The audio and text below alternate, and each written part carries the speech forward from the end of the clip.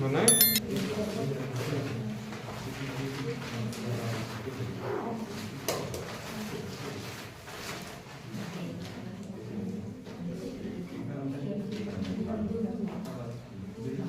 चलो बता दो होमवर्क को क्या। ए और बी के मासिक आय का अनुपात 6:5 है। हाँ, आय का अनुपात कितना है? 6:5। 6:5। ठीक है। और व्यय का अनुपात 7:6। हाँ, और ए और बी दोनों में 1500 और 1000 एक कितना बचाता है? 1500 और बी कितना बचाएगा? 1000। जब ऐसा बचत होगा तब उसका व्यय का अनुपात कितना है? 7:6। ठीक है ना। सॉल्व करें इसको। तो इधर देखो गुणा करेंगे तो 6 का 6 से करेंगे तो कितना हो जाएगा? 6 के 36 और 7 का 5 से करेंगे तो 7 पंचे 35। तो 36 में 35 को घटाओगे तो कितना अनुपात आएगा? 1:। ठीक है ना। वैसे ही 6 का गुणा 1500 से करेंगे तो 15 छक्के 90, 9000 हो गया। ठीक है, लिख देता हूं। और वैसे ही 7 का गुणा 1000 से करोगे तो कितना हो गया? 7000। तो 9000 में से 7000 को घटाओगे क्योंकि सेम चिन्ह है दोनों तरफ, तो घटाओगे तो कितना आएगा? 2000। तो यहाँ पे कितना लिखोगे? 2000। तो 1:1 का मान आ गया 2000। आपको क्या पूछा है? एक मासिक आय। हाँ, तो एक ही मासिक आय तो कितना हो जाएगा? एक ही मासिक आय 6 में है तो 6 गुणित कितना? 2000। तो कितना निकल के आएगा? 12000 आया था। हाँ। आसान है ना, ये मेथड आसान है ना। कुछ नहीं करना है, बस इसका पहले ऐसे क्रॉस पूरा करना है। जो भी आएगा उसका अंतर उसको इधर लिखना है, जितना रेशियो आएगा उसके बाद इनका गुणा करना है। अगर सेम चिन्ह है तो माइनस हो जाएगा, अगर अपोजिट चिन्ह रहेगा तो क्या हो जाएगा? प्लस। और था कोई होमवर्क?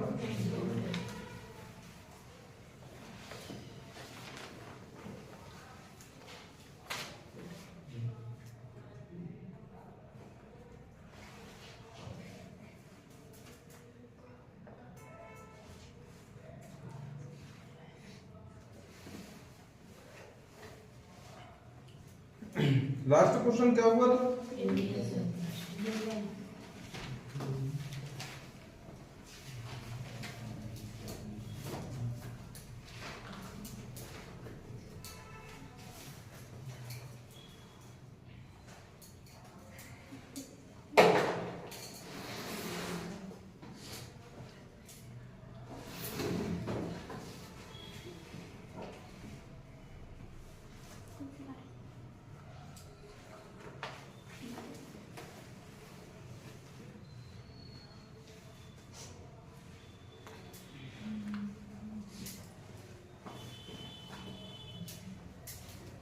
चलिए अगला लिखो।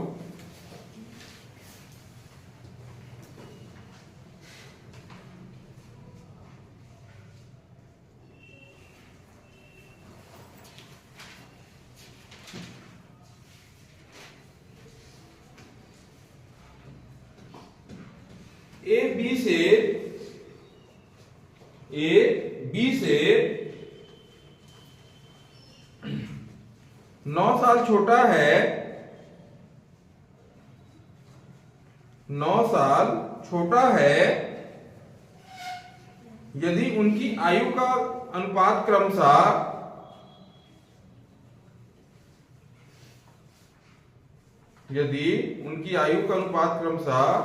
4:5 है,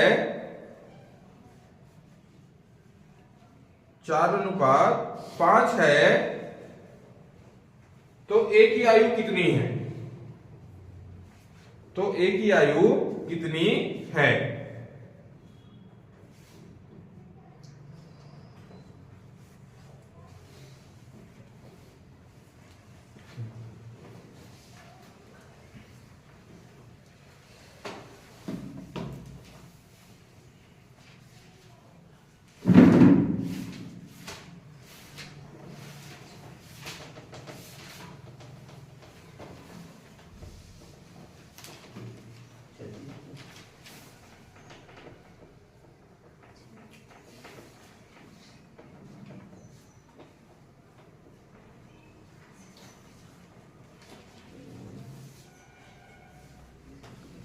कितना है 36।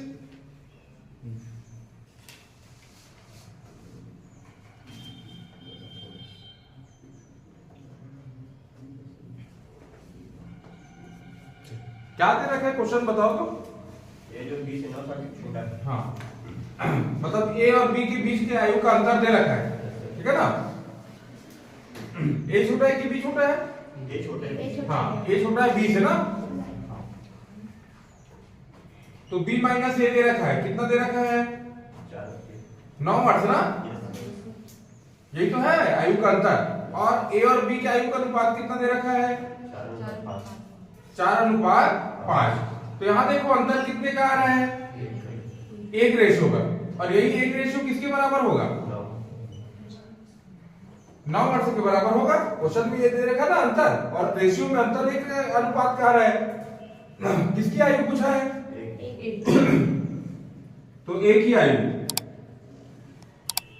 तो ए की आयु कितने अनुपात में है? 4। तो 4 गुणे 1 अनुपात का मान है 9, तो कितना वर्ष आएगा?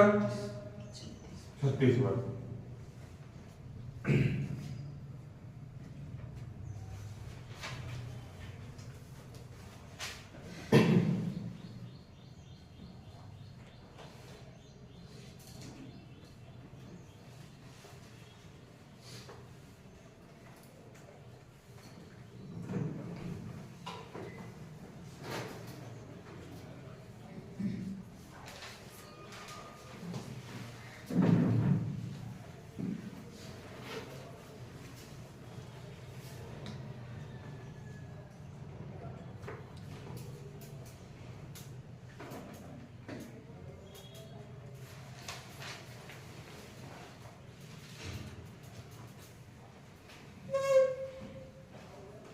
चलो देखो, वर्तमान में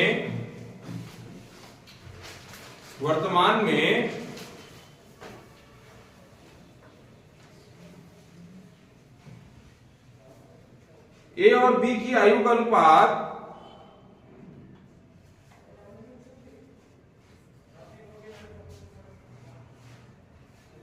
वर्तमान में ए और बी की आयु का अनुपात 5:2 है, फुल स्टॉप। 4 वर्ष पूर्व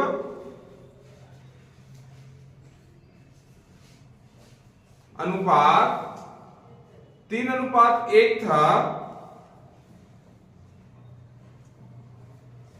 3:1 था।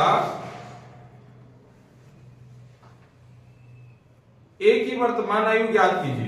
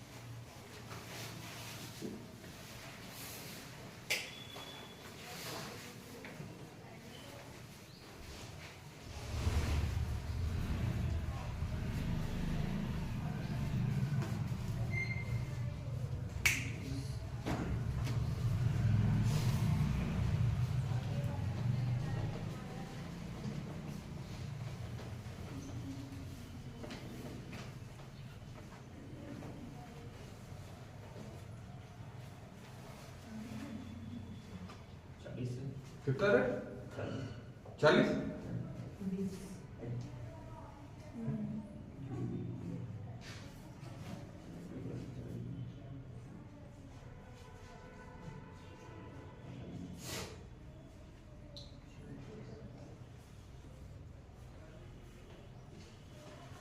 चालीस आ रहा है कि 20 आ रहा है? कितना है?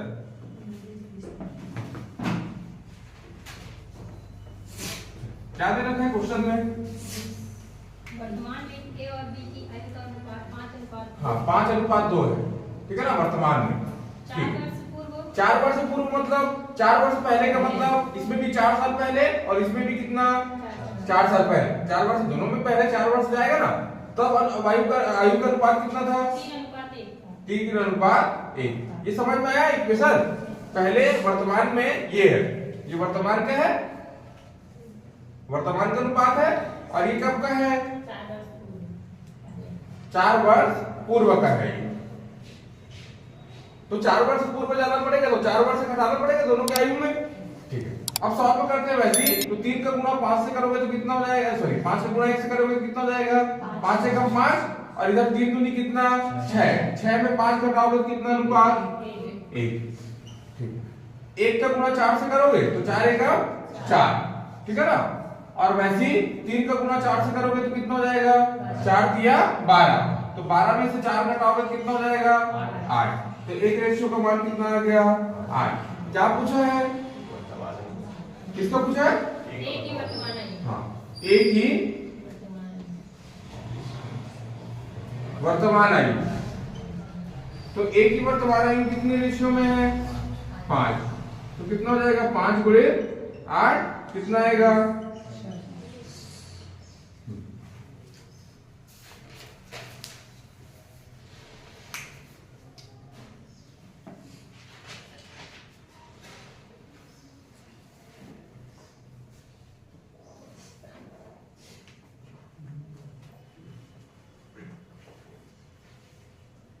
बेसिक से भी बना सकते हो क्या? बना सकते हैं। कैसे? इधर देखो, इसका बेसिक क्या होगा? ए और बी की वर्तमान आयु का अनुपात दे रखा है, कितना दे रखा है? 5 अनुपात 2। तो ए की वर्तमान आयु कितना मान लो? 5x, और बी की कितना मान लो? 2x। 4 साल पहले की बात है, तो 5x में भी 4 घटेगा, और 2x में भी कितना घटेगा? 4। ये 4 साल पहले का हो गया, और जब ऐसा हुआ तब अनुपात कितना हो गया? 3/1।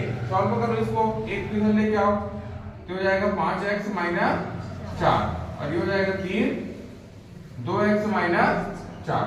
तो यहां से कितना हो जाएगा? 5x - 4, 1 के अंदर गुणा करोगे सेम नंबर आएगा, और इसका अंदर गुणा करोगे तो हो जाएगा 6x - 3 चौक कितना? 12। x वाले को एक साइड और इसको एक साइड रखो, तो 5x को उधर ले जाओ और 12 को इधर लेके आओ, तो -4, और ये प्लस का हो जाएगा 12, और ये हो जाएगा 6x - 5x। तो यहां से कितना आएगा? 8 बराबर 6x में से 5x घटेगा तो x, तो x का वैल्यू कितना आ गया? 8। ठीक है ना? हमको क्या निकालना है? हाँ, एक ही वर्तमान आयु। तो कितना है? 5x है, तो 5 गुणे 8, तो कितना आएगा? 40। यहां से 40। ये बेसिक है इसका, ठीक है ना? और ये लड़ाई कॉन्सेप्ट जो बनाते हैं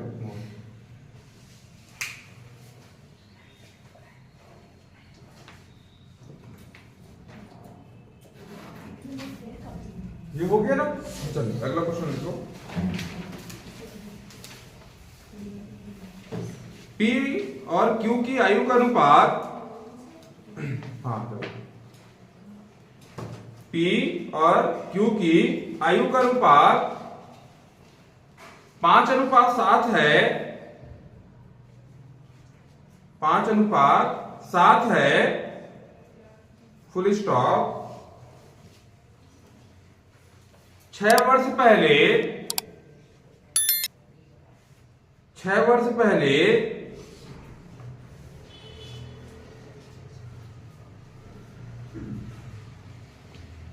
P और Q की आयु का अनुपात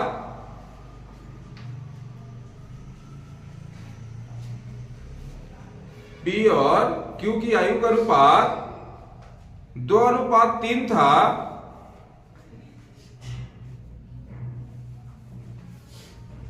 Q की वर्तमान आयु ज्ञात कीजिए, Q की वर्तमान आयु ज्ञात कीजिए।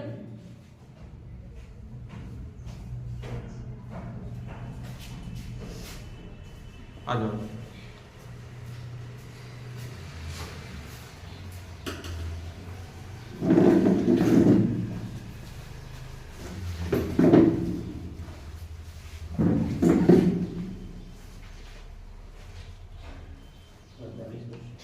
कितना है? 48। Q के वर्तमान आयु ना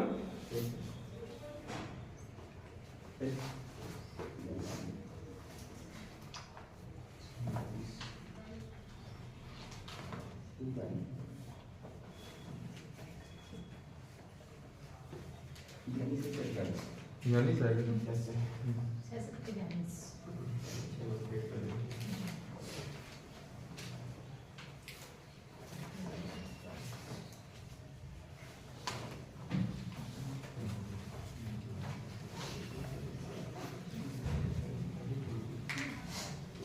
बताओ जी कितना आ रहा है जल्दी।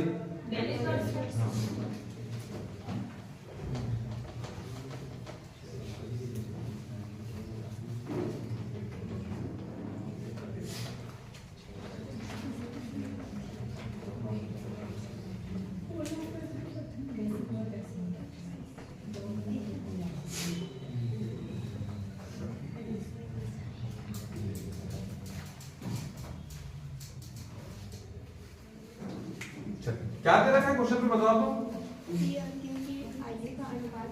हाँ कितना दे रखा है पी और क्यू का 5:7।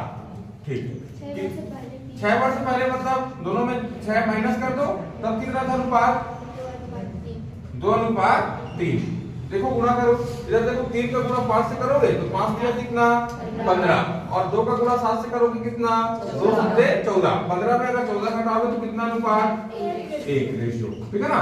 वैसे इधर देखो 3 छक्के 18 ठीक है ना और इधर कितना हो जाएगा 2 छक्के 12।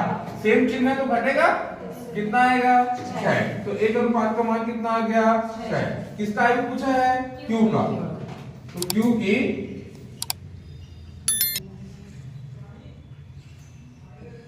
वर्तमान आयु कितना है तो 7 गुणित कितना हो जाएगा 6 कितना हो जाएगा 42 वर्ष। अच्छा इसी में मैं क्वेश्चन पूछता क्योंकि 6 वर्ष पूर्व आयु बताइए बताओ कितना आएगा।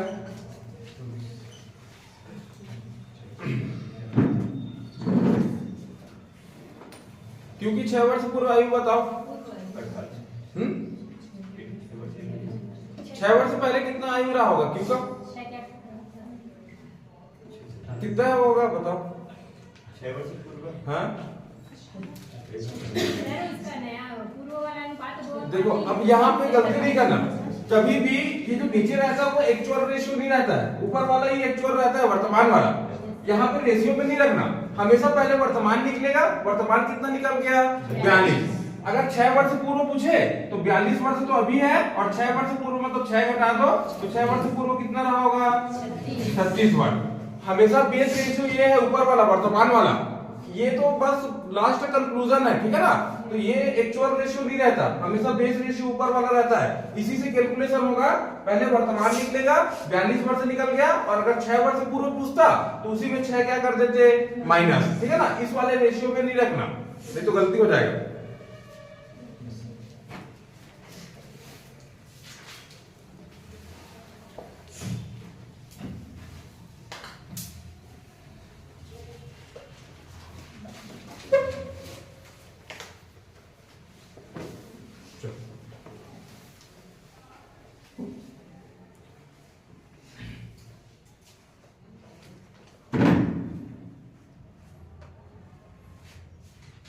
लिखो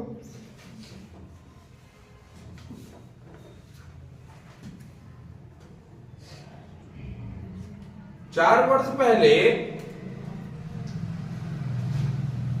4 वर्ष पहले ए और बी के आयु का अनुपात ए और बी के आयु का अनुपात 4:5 था 4:5 था फुल स्टॉप। 8 वर्ष बाद 8 वर्ष बाद ए और बी की आयु का अनुपात ए और बी की आयु का अनुपात 11:13 होगा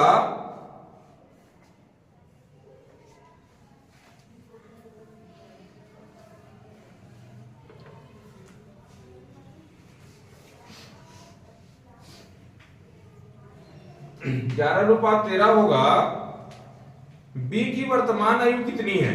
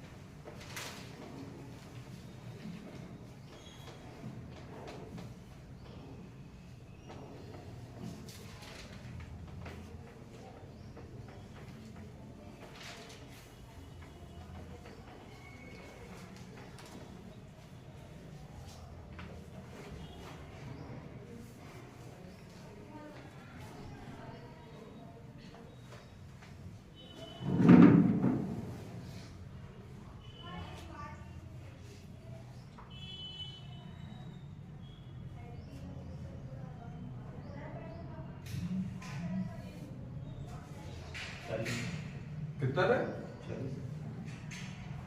देखिए वर्तमान आयु 40।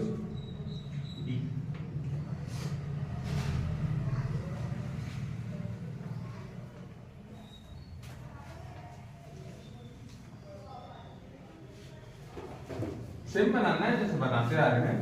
बताओ तुमने क्वेश्चन को क्या दे रखा है?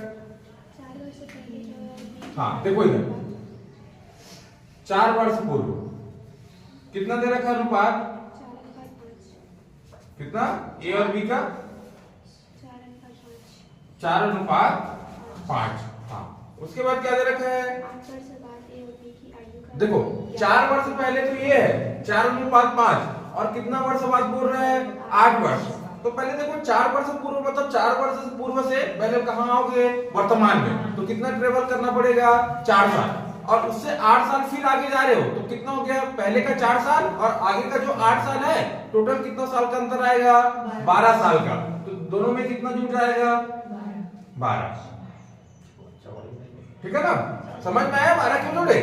ये तो दे रखा है वो 4 वर्ष पूर्व का है तो 4 वर्ष पूर्व से कहां आओगे? पहले वर्तमान में। और वर्तमान से फिर कितना वर्ष आगे जाना है आपको? 8 वर्ष। तो टोटल कितना वर्ष का अंतर आ गया? 12 वर्ष होगा। अब अनुपात कितना दिया है? 8 वर्ष बाद 11:13। ये समझ में आया ना 12 क्यों ऐड किए? क्योंकि 4 वर्ष पहले की बात की गई है तो 4 वर्ष से पहले वर्तमान में आओगे और वर्तमान से फिर 8 वर्ष आगे जाओगे तो 4 वर्ष पहले का हो गया और 8 वर्ष फिर से आगे जा रहे हो तो टोटल कितने वर्षों का अंतर है? इस अनुपात और इस अनुपात में 12 वर्षों का। अब इसको सॉल्व कर लो। इधर देखो 13 चौक 52 और इधर कितना हो जाएगा? 11 पंचे 55। तो 55 में 52 को हटाओगे तो कितना रेशियो आएगा? 3 अनुपात। ठीक है ना? वैसे इधर देखो 13 और 12 का गुणा करोगे तो कितना आएगा? 156। हाँ 156। और वैसे 11 और 12 का गुणा करोगे तो 132। हाँ देखो कितना आ रहा है घटाने के बाद? 24। तो 3 रेशियो बराबर कितना हो गया? 24। तो 1 अनुपात बराबर कितना हो जाएगा? 24/3। तो 1 रेशियो का मान कितना हो गया? 3 × 3 और 3 × 6 24। तो 1 रेशियो बराबर कितना वर्ष हो गया? 8 वर्ष।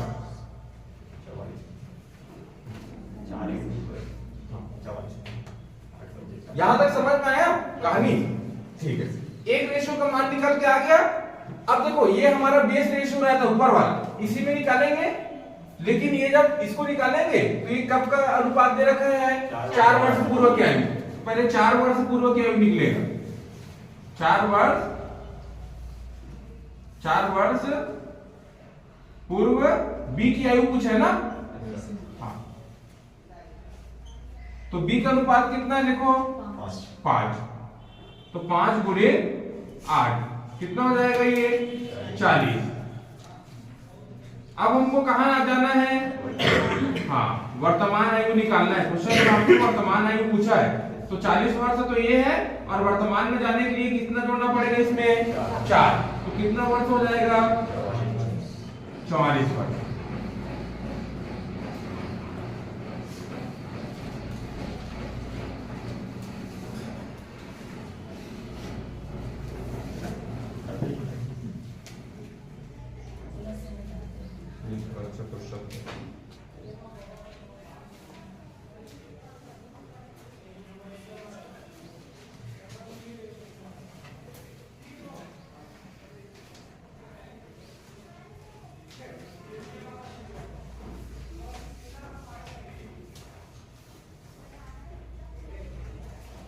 चलिए एक होमवर्क लिख लो, फिर इसको बना लो।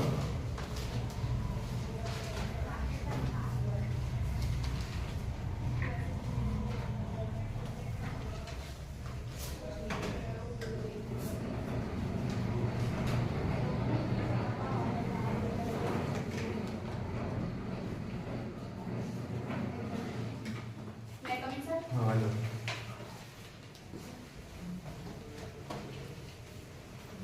चलिए क्वेश्चन लिखो। ए और बी के वर्तमान आयु का अनुपात, ए और बी के वर्तमान आयु का अनुपात 9:10 है।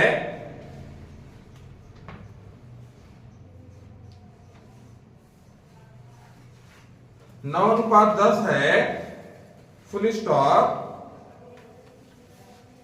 अब से 8 वर्ष बाद, अब से 8 वर्ष बाद उनकी आयु का अनुपात, उनकी आयु का अनुपात 11:12 होगा। 11:12 होगा, फुल स्टॉप। अब से 3 वर्ष बाद, अब से 3 वर्ष बाद उनकी आयु का योग, अब से 3 वर्ष बाद उनकी आयु का योग कितना होगा? घर से बना के लाइए।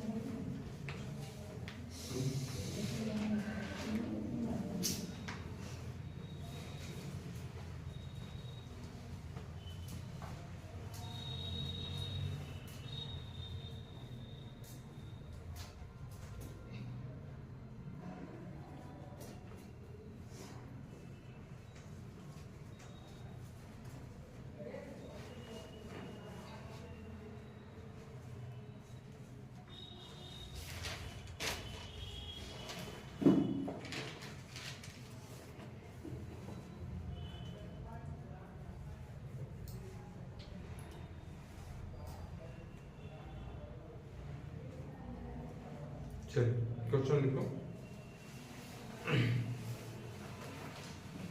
दो चचेरे भाइयों की, दो चचेरे भाइयों की वर्तमान आयु का योग, दो चचेरे भाइयों की वर्तमान आयु का योग 46 वर्ष है, फुल स्टॉप। 8 साल पहले, 8 साल पहले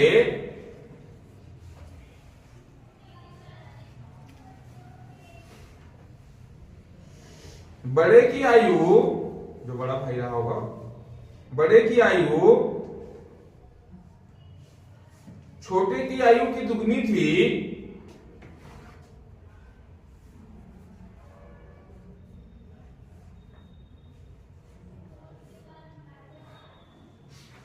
फुल स्टॉप। बड़े चचेरे भाई की वर्तमान आयु क्या है? बड़े चचेरे भाई की वर्तमान आयु क्या है?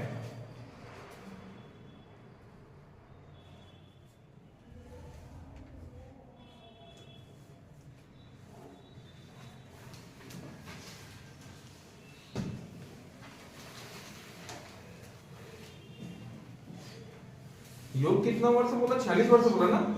हाँ ठीक है।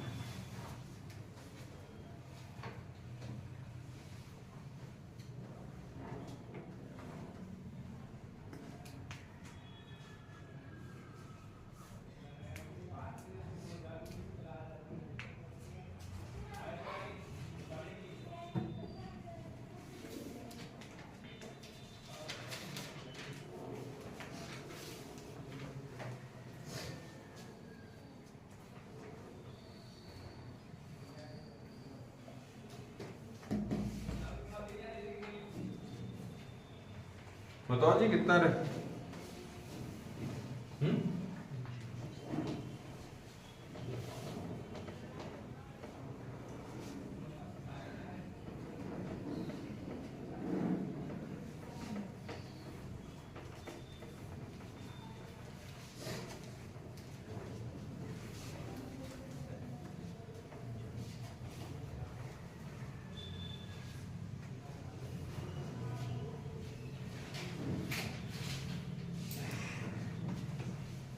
कितना आएगा?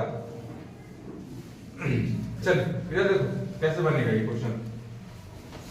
क्या देख रहे हैं क्वेश्चन? पढ़ो एक बार। दो चचेरे भाइयों की वर्तमान आयु का योग 46 वर्ष है। हाँ, वर्तमान आयु का योग दे रखा है।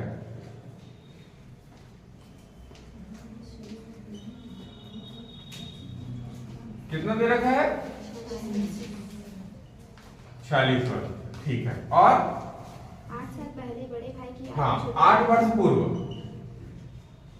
8 वर्ष पहले की अगर बात करूं तो जो बड़े भाई है और जो छोटे भाई है इनके आयु का अनुपात दे रखा है आपको। कितना दे रखा है? बड़ा भाई 2 गुना है छोटे भाई का। अगर ये 1 है तो ये कितना है? 2 होगा कि नहीं होगा? ठीक है ना? हाँ, तो इसको मैं x के फॉर्म में मान लेता हूं ताकि आसानी हो। तो ये 8 साल पहले अगर ये 2 अनुपात में है और ये 1 अनुपात में है तो इसको मैं 2x मान लेता हूं और ये कितना है? x हो सकता है। ठीक। वर्तमान तक पहुंचने के लिए मेरे को क्या करना पड़ेगा? ये तो 8 साल पहले की कहानी थी। वर्तमान तक पहुंचने के लिए कितना जोड़ना पड़ेगा इसमें? 8। और इसमें भी कितना जोड़ना पड़ेगा? 8। अब कहां पहुंच गए? वर्तमान में। ये वर्तमान हो गया और इसी का योग तो दे रखा है आपको क्वेश्चन में। यही वर्तमान है 2x + 8 और इसका कितना? x + 8। तो जोड़ दो। 2x + 8 ये बड़े भाई की है और छोटे भाई की कितनी है? x + 8। इन्हीं का योग कितना दे रखा है क्वेश्चन में? 46। तो कितना हो जाएगा? 2x + 8 और ये हो जाएगा x + 8 = कितना? 46। तो कितना हो जाएगा? 3x + 8 और 8 कितना? 16 = कितना? 46। तो 3x बराबर 46 माइनस 16। तो 3x बराबर कितना हो जाएगा? 30। तो x का वैल्यू निकालोगे तो 30/3। तो x बराबर कितना? 3 × 30। क्या पूछा है? बड़े चचेरे भाई हाँ, बड़े भाई की वर्तमान आयु तो कितना है? 2x + 8 यही है ना? तो 2 × 10 + 8 तो कितना हो जाएगा? 20 + 8 तो कितना वर्ष आएगा? 28 वर्ष।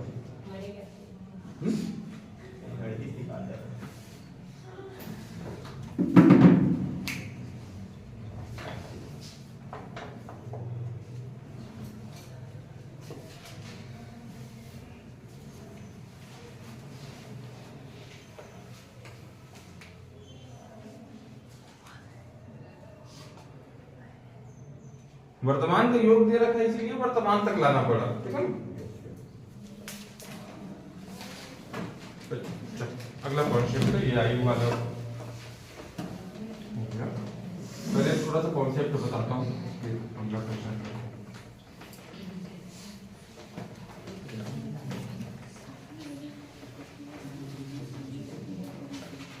पहले क्वेश्चन लिख लो फिर मैं कॉन्सेप्ट बताता हूँ। लिखो।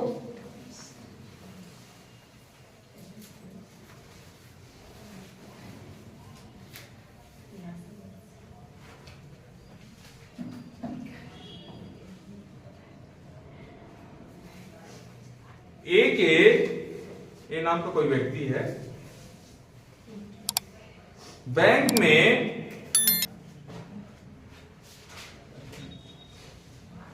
50 पैसे 1 रुपये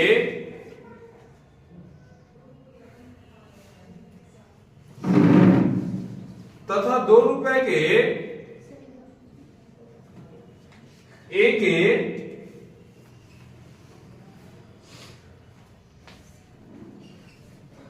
बैंक में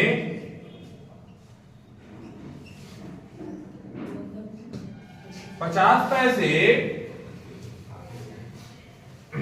1 रुपए तथा 2 रुपए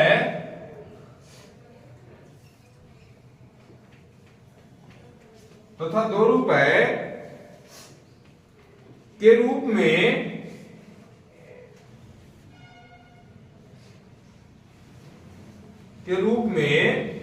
कुल 221 रुपए है, कुल 221 रुपए है,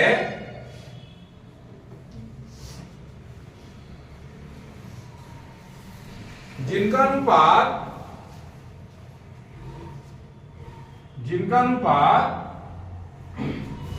4:3:6 है, 4:3:6 है।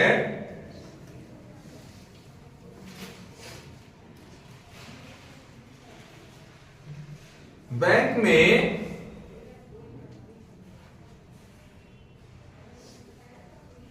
50 पैसे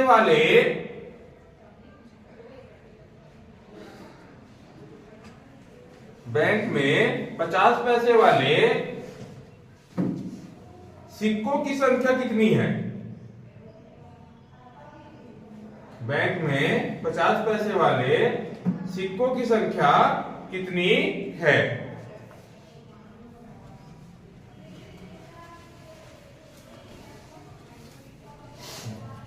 क्वेश्चन लिख लिए, इसको होल्ड करो, पहले कॉन्सेप्ट देखिए।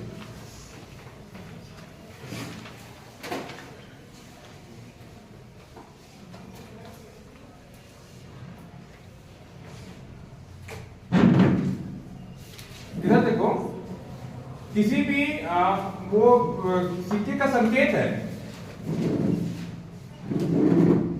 ठीक है ना, और उसकी जो संख्या है, इन दोनों का अगर मैं गुणा करूंगा तो क्या मिलता है मेरे को? मूल्य मिलेगा ना जी। मान के चलो संकेत का मतलब क्या है? 2 रुपए का मेरे पास सिक्का है, ठीक है ना, और उसकी संख्या कितनी है? 10, तो उसका मूल्य टोटल कितना रुपए हो जाएगा? 20 रुपए होता है। तो किसी भी संकेत को, अब संकेत का मतलब क्या है? जो सिक्के के ऊपर नंबर लिखा रहता है उसका संकेत है। 2 रुपए का अगर संकेत है और 10 सिक्का है तो टोटल उसका मूल्य कितना रुपए निकल के आएगा? 20 रुपए। अगर 1 रुपए का सिक्का है, 5 सिक्का है, तो मूल्य कितना रुपए निकल के आएगा? 5 रुपए, ठीक है ना। समझ आया? संकेत और जब संख्या का गुणा करोगे तो क्या निकल के आएगा? मूल्य। लिखो इसको।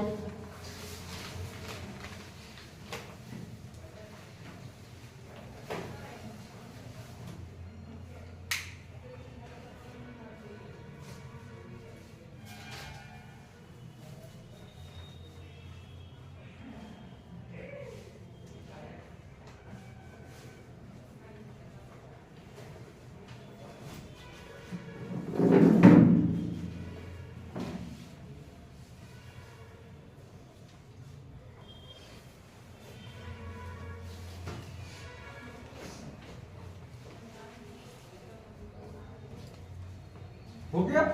चलो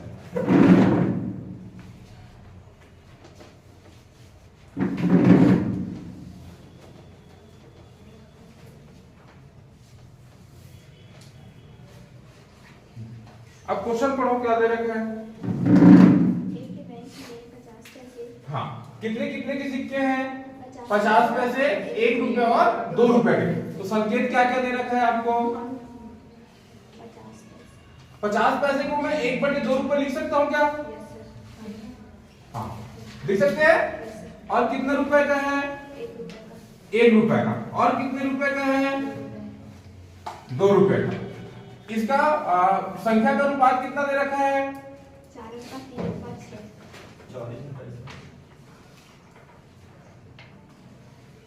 संख्या का अनुपात कितना कितना दे रखा है? 4, 3 और 6। तो यहाँ पर मूल्य कितना बनेगा इसका? बताओ। गुणा करोगे 1/2 का 4 से गुणा करोगे तो कितना हो जाएगा? 2 होगा।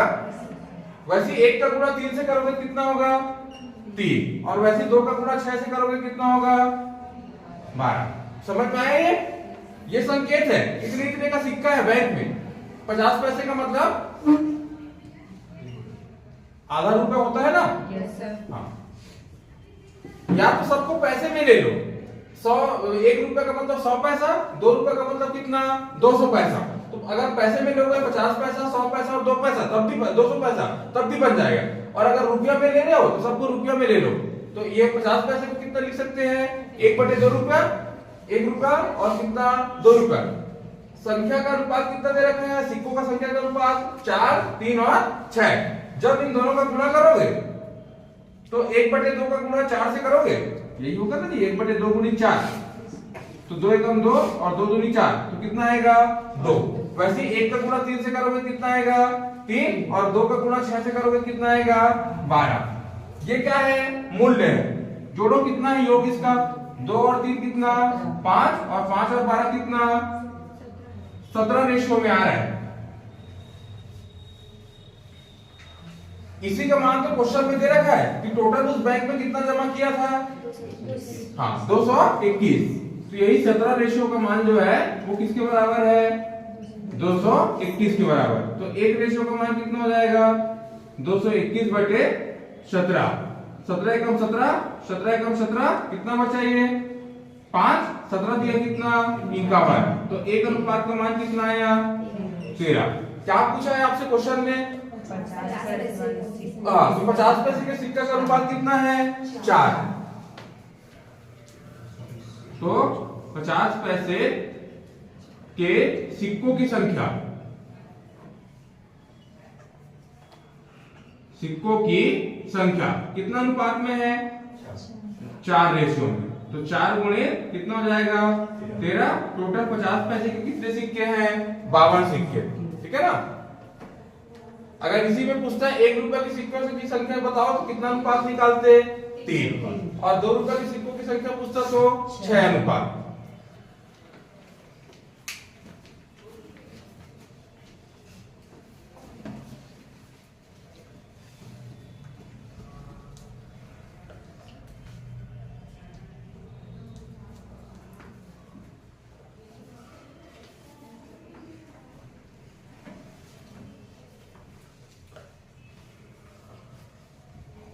बस 1-2-3 वैरायटी और बच गया है, फिर खत्म हो जाएगा अनुपात समानुपात।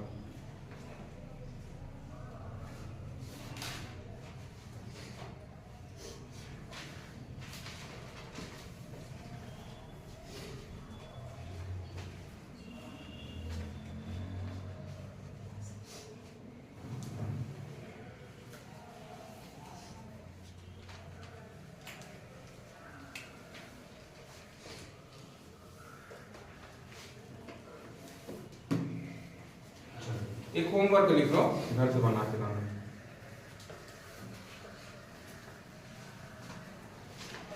एक लड़के के पास कुल 60 रुपए है, कुल 60 रुपए है, जिसमें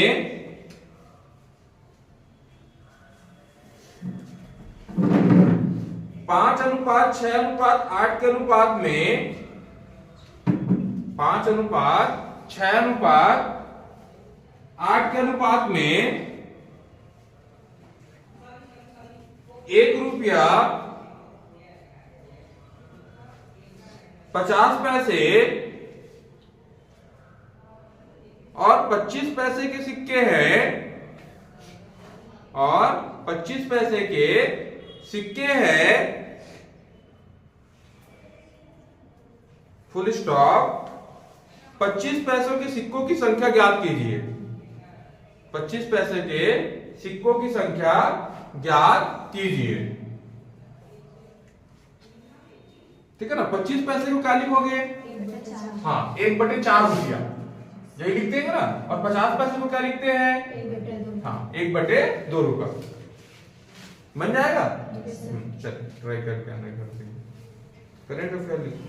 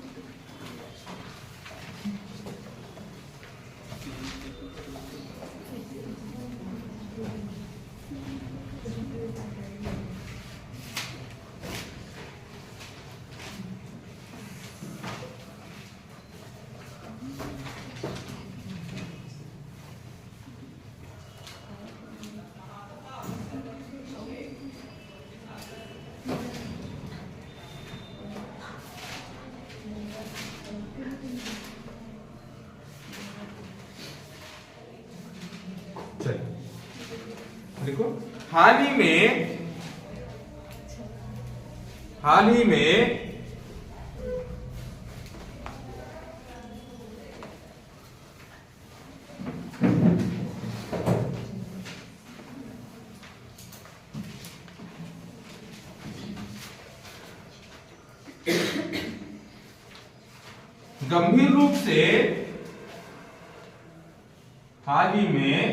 गंभीर रूप से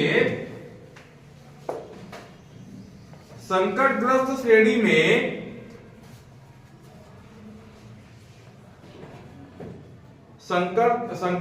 श्रेणी में शामिल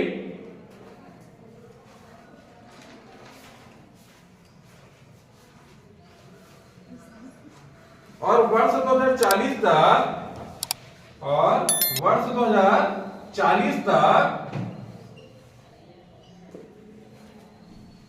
लुप्त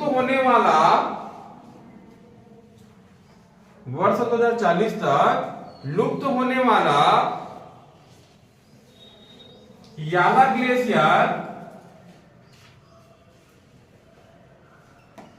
याला ग्लेशियर नेपाल में स्थित है।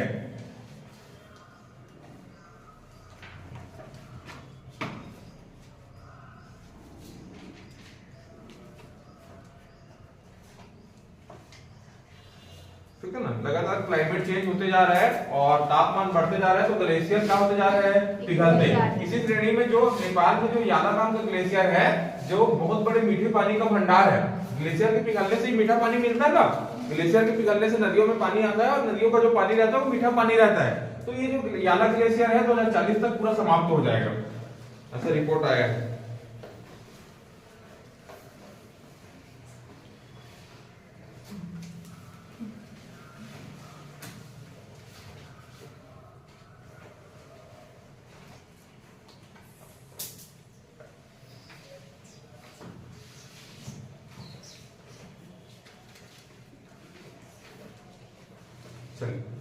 हाल ही में केंद्र सरकार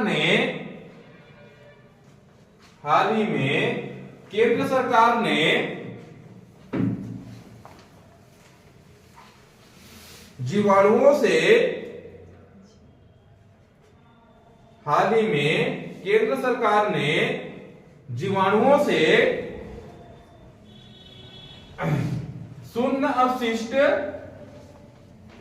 शून्य अपशिष्ट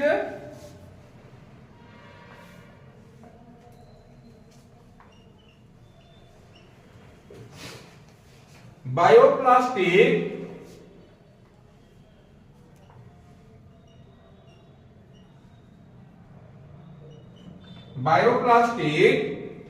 विकसित करने के लिए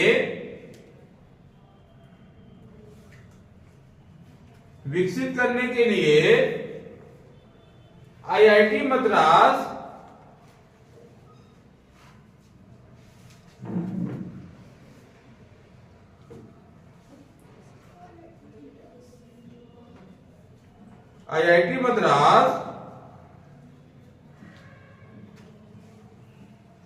ने सहयोग किया है।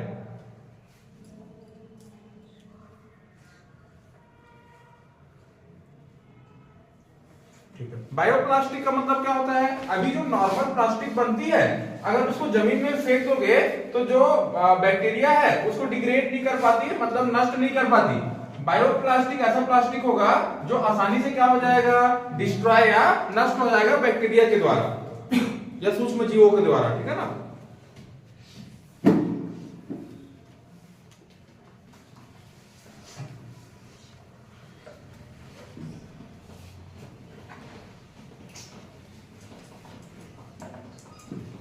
हेलो लिखो, हाल ही में चर्चा में रहे, हाल ही में चर्चा में रहे Cape Town convention, Cape Town convention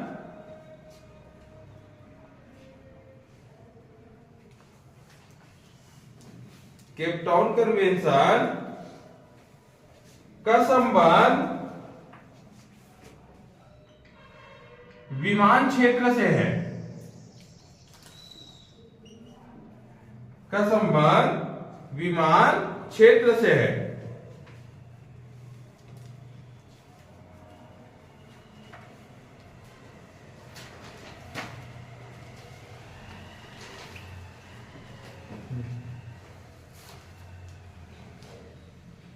अगला, हाल ही में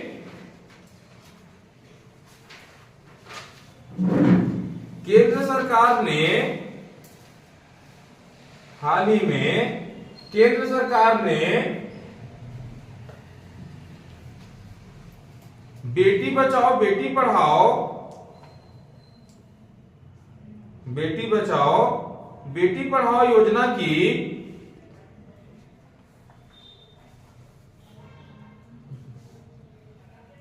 10वीं वर्षगांठ, 10वीं वर्षगांठ 22 जनवरी को, 22 जनवरी को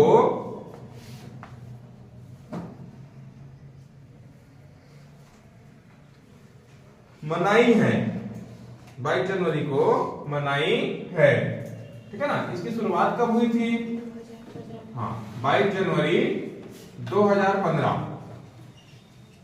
कहां से हुआ था, पानीपत हरियाणा से, पानीपत हरियाणा से। क्यों पानीपत हरियाणा से, क्योंकि जो सबसे कम जो सेक्स रेशियो है या जो लिंगानुपात है वो किसकी है, हरियाणा की, इसीलिए पानीपत हरियाणा से इसकी शुरुआत की गई थी। इसका उद्देश्य था कि जो लिंगानुपात है, महिलाओं और पुरुषों का जो अनुपात है उनको समानता में लाना।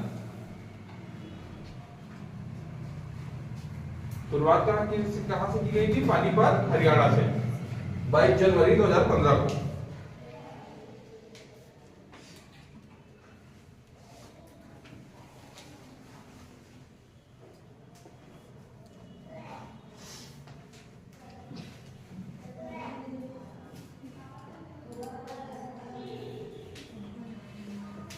अगला लिखो, हाल ही में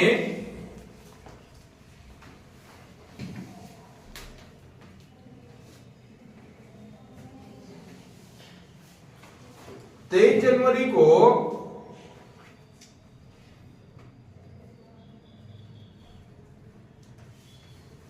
जनवरी को मनाए जाने वाले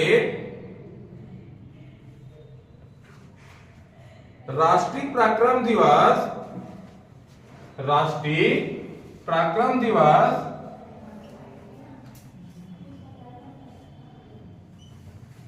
राष्ट्रीय पराक्रम दिवस का संबंध नेताजी सुभाष चंद्र बोस से है, ठीक है ना। इस बार 128वीं जयंती थी। इनका जन्म कब हुआ था, 23 जनवरी 1897 में। कहां पे हुआ था, कटक के, उड़ीसा के कटक में, ठीक है ना, कटक उड़ीसा में। तो हर साल क्या मनाते हैं 23 जनवरी को, राष्ट्रीय पराक्रम दिवस। किसकी जयंती पर, नेताजी सुभाष चंद्र बोस की जयंती पर। और इस बार कौन सी नंबर की जयंती थी? 128वीं जयंती थी।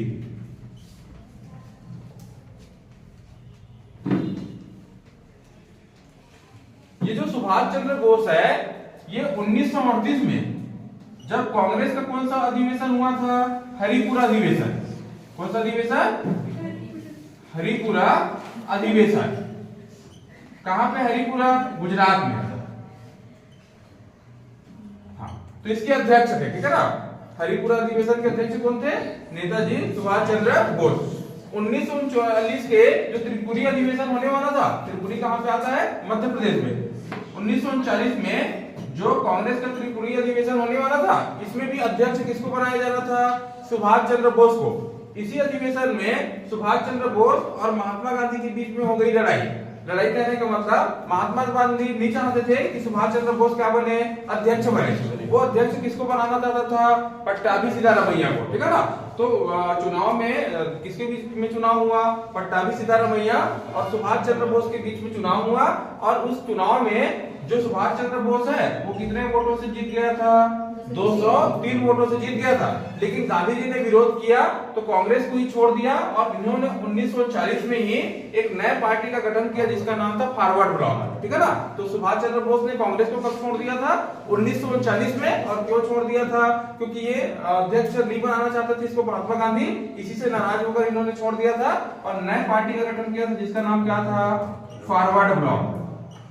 क्या नाम था? Forward block. चलो इसको जब मॉडर्न हिस्ट्री पढ़ाएंगे तब पढ़ाएंगे।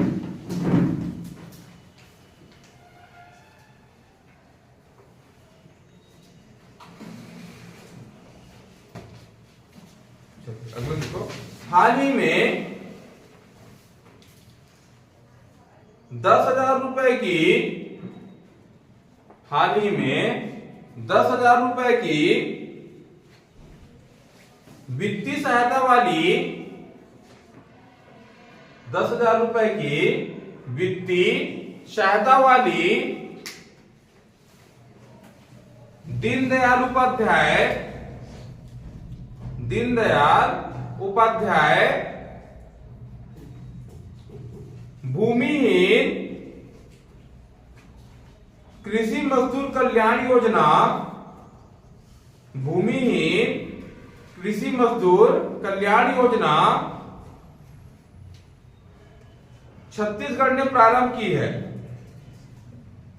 छत्तीसगढ़ ने प्रारंभ की है। और कौन सी योजना चला रहा है छत्तीसगढ़ शासन? महतारी वंदन योजना, ठीक है ना?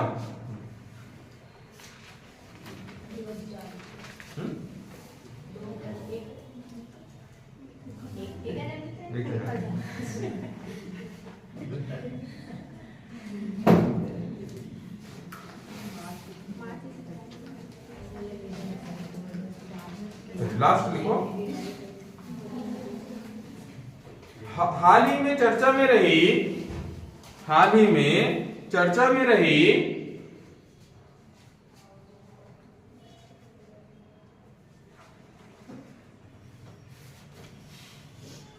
तोप प्रणाली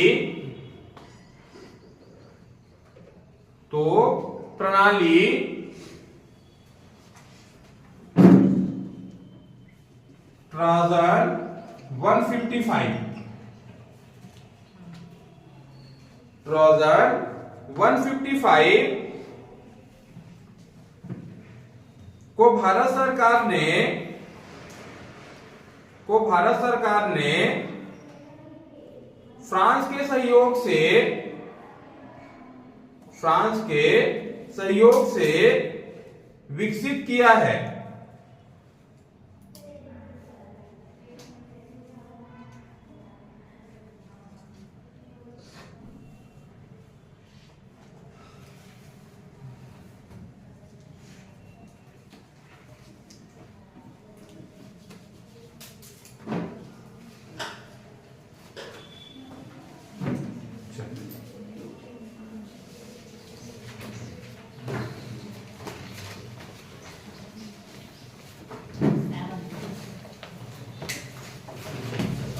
गुप्त वंश को कहां तक पढ़ा दिया तुमने? चंद्रगुप्त द्वितीय पढ़ाना था ना। चलो मैं थोड़ा सा रिवाइज करा देता हूँ जल्दी से, सुन लो जितना चीज पढ़े उसको। कल क्या पढ़ लिए थे कि जो गुप्त वंश है, ठीक है ना, इसको क्या कहा जाता है, भारतीय इतिहास का स्वर्ण काल कहा जाता है। साथ में जो गुप्त काल है, ठीक है ना, इसमें क्या हुआ था, बहुत सारे धर्मों को अपना विकास करने का अवसर मिला। बहुत सारे साहित्यकार इसमें नए साहित्यकार ने अपने साहित्य लिखे और सभी धर्मों ने अपना विकास किया, इसलिए इसको भारतीय इतिहास में क्या कहा जाता है, स्वर्ण काल कहा जाता है। अब देखे थे कि जो गुप्त थे वो कौन थे, तो वो कुषाणों के क्या थे, शामन। इसमें टोटल कितने राजाओं के बारे में पढ़े थे, तो सबसे पहले बात किए थे किसके बारे में, श्री गुप्त के बारे में। और श्री गुप्त के बारे में जब बात किए थे तो क्या क्या इंपॉर्टेंट पार्ट देखे थे कि गुप्त वंश का ये क्या कहलाता है, संस्थापक। इसकी जो जानकारी है हमको कहां से मिलती है, जो प्रभावती गुप्त है उसके अभिलेखों से इसकी जानकारी मिलती है। इन्होंने कौन सी उपाधि धारण की थी, महाराज की उपाधि धारण की थी, जो एक छोटे सामंत धारण करते थे।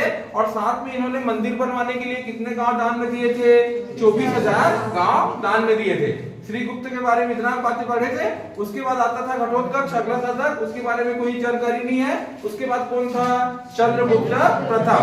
चंद्रगुप्त प्रथम के बारे में क्या देखे थे कि इसको गुप्त वंश का क्या माना जाता है, वास्तविक संस्थापक। इन्होंने क्या किया था, इन्होंने 320 एडी में एक गुप्त संवत चलाया था। और अगर मैं गुप्त संवत और शक संवत के बीच में अंतर देखूं तो कितने वर्षों का अंतर था, 242 वर्षों का। इन्होंने कौन सी उपाधि धारण की थी, महाराजाधिराज की। और साथ में इन्होंने लिच्छवी राजकुमारी किसके साथ, कुमार देवी के साथ विवाह किया था, इसीलिए इसको और किस नाम से जानते थे, लिच्छवी राजकुमार के नाम से जानते थे। उसके बाद चंद्रगुप्त प्रथम के बाद जो अगला शासक था उसका नाम क्या था, समुद्रगुप्त, ठीक है ना। तो समुद्रगुप्त को और किस किस नामों से जानते हैं, इसको भारत का नेपोलियन, किस नाम से जानते हैं, भारत का नेपोलियन। और क्या कहते हैं, 100 युद्धों का विजेता। इसके अलावा कविराज, धरणीधर, ठीक है ना, इन सब नामों से किसको जानते हैं, समुद्रगुप्त को। समुद्रगुप्त ने दक्षिण को जीतने के लिए कौन सा अभियान चलाया था, कौन सी योजना चलाई थी, तो ग्रहण मोक्ष अनुग्रह की नीति चलाई थी, जिसमें किसी राज्य को पहले जीतता था, उसके धन को लूट लेता था और उसको फिर से वापस से क्या कर देता था, मुक्त या मोक्ष दे देता था। तो इस नीति को किसके लिए चलाया था, दक्षिण भारत के लिए। इसका जो दरबारी था उसका नाम क्या था, हरिसेन था। इसके दरबारी का क्या नाम था, हरिसेन। जो समुद्रगुप्त के विजय का जो उल्लेख है वो हमको कहां से मिलता है, प्रयाग प्रशस्ति अभिलेख से मिलता है। और ये जो प्रयाग प्रशस्ति अभिलेख है वो किसके द्वारा लिखवाया गया था, अशोक के द्वारा। अशोक के द्वारा पहले बार लिखवाया गया था, उसमें हरिसेन ने भी कुछ लिखे हैं। तो इसके विजय का उल्लेख कहां पे मिलता है, प्रयाग प्रशस्ति अभिलेख से। समुद्रगुप्त के बारे में और क्या पढ़े थे कि इसी के शासन काल में या इसी के समकालीन एक और राजा का उल्लेख मिलता है जिसका नाम क्या था, काच। तो संभवतः इतिहासकार मानते हैं कि जो काच नाम का राजा था उस समय वो या तो समुद्रगुप्त ही होगा या समुद्रगुप्त का क्या था, कोई सौतेला भाई था। इन्होंने कहां तक अपना विजय अभियान चलाया था, दक्षिण भारत में। इन्होंने पल्लवों की राजधानी किसको जीता था, कांची को। और फाइनली किसको पराजित किया था, विष्णुगुप्त नामक शासक को पराजित किया था। जो समुद्रगुप्त है इन्होंने कितने प्रकार के, टोटल 6 प्रकार के सोने के सिक्के चलाए थे। और इसका व्यक्तिगत धर्म क्या था, वैष्णव धर्म को ये मानता था, ठीक है ना। वो 6 प्रकार के सोने के सिक्के कौन कौन से थे, एक तो था गरुड़ सिक्का जो गुप्त वंश का राज चिन्ह था। उसके बाद धनुर्धारी सिक्का था, परशु सिक्का था। उसके बाद कौन सा था, प्रयागराज सिक्का था, अश्वमेध सिक्का था। और एक कौन सा बच गया, हाँ, वीणावादन सिक्का। इसमें सबसे भारी सिक्का कौन सा था, वीणावादन सिक्का था। समुद्रगुप्त के बारे में और क्या देखे थे जी, और कोई बात छूट गया, इतना ही देखे थे ना। उसके बाद अगला जो शासक होगा वो कौन होगा, रामगुप्त होगा। रामगुप्त समुद्रगुप्त का ही बड़ा बेटा होता है, ये इतना योग्य शासक नहीं होता है। इसी के शासनकाल में, रामगुप्त के शासनकाल में शकों के द्वारा भारत पर हमला कर दिया जाता है। और एक शक शासक होता है जिसका नाम क्या होता है, रुद्रसिंह। ये रुद्रसिंह क्या करेगा, रामगुप्त की जो पत्नी है जिसका नाम होता है ध्रुवस्वामिनी, इसको बंदी बना के ले जाता है। तब वो रामगुप्त तो छुड़ाने में अयोग्य है, तो उसका छोटा भाई जो रहता है जिसका नाम होता है चंद्रगुप्त द्वितीय, इसी चंद्रगुप्त द्वितीय को हम लोग चंद्रगुप्त विक्रमादित्य के नाम से जानते हैं। ये छुड़वाने जाएगा और शकों को पराजित करेगा। साथ में जब आएगा तो अपने बड़े बड़े भाई रामगुप्त की हत्या कर देता है और खुद कहां पे बैठ जाता है, गद्दी पर बैठ जाता है। तो यहां तक पढ़ लिए थे रामगुप्त का। आज क्या पढ़ना है, चंद्रगुप्त द्वितीय।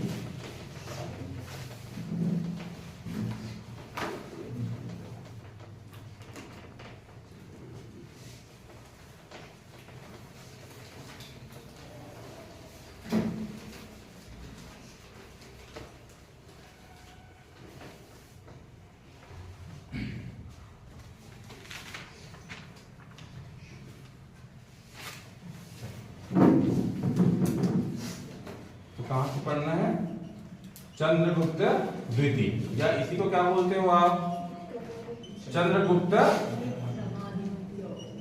विक्रमादित्य। ठीक है ना, ठीक।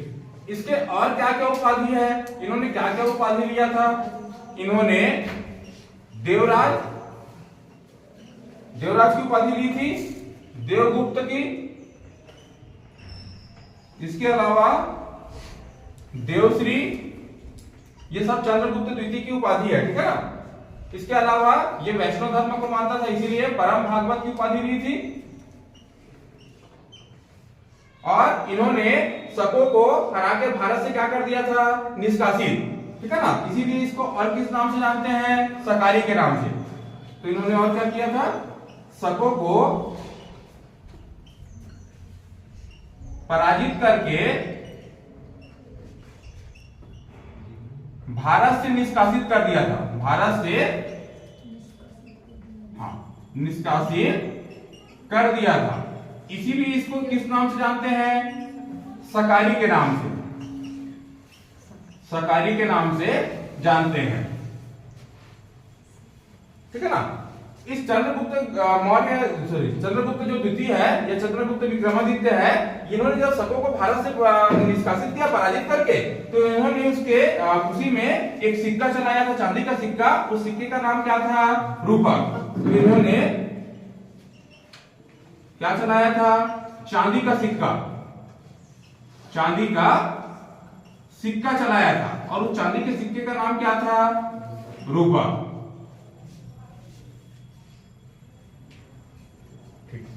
इनकी पुत्री का क्या नाम था, पुत्री का नाम था प्रभावती गुप्त। क्या नाम था, प्रभावती गुप्त। और इस प्रभावती गुप्त का जो विवाह है वो किससे हुआ था, इनका विवाह हुआ था जो वाकाटाक नरेश है,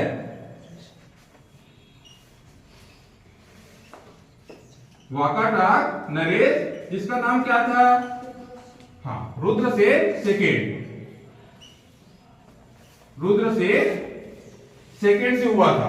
इनकी पुत्री का नाम था प्रभावती गुप्त, जिनका विवाह किससे साथ हुआ था, वाकाटाक नरेश रुद्रसेन सेकेंड। और जब रुद्रसेन सेकेंड की मृत्यु हो गई, ये जो वाकाटाक वंश है वो कहां पे चलता था जी, महाराष्ट्र में। कहां पे चलता था, महाराष्ट्र में। जब रुद्रसेन की जब मृत्यु हो गई, तो इनका जो राज्य है, मृत्यु के बाद इनका जो राज्य है वो कौन संचालित करने लगा, यही चंद्रगुप्त द्वितीय या विक्रमादित्य। तो राज्य का संचालन किसने किया, चंद्रगुप्त द्वितीय ने। तो महाराष्ट्र वाला क्षेत्र भी जीत लिया था इस तरह से।